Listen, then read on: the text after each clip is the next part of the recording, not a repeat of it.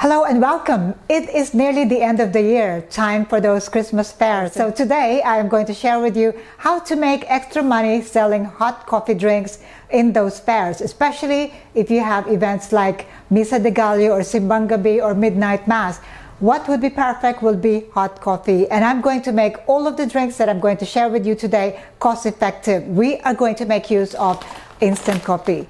Make sure you have a steady hot water available for you to use, because what is important aside from the taste is that these drinks must be served hot.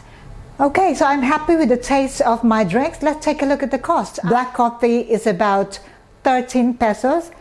My Spanish latte is about 20 pesos. My mocha is about 24 pesos, and my peppermint mocha and my vanilla latte 27 pesos. So you can sell these for a lower price, and maybe you'll be able to sell a lot, but do not underestimate your other extra costs when you price your drinks.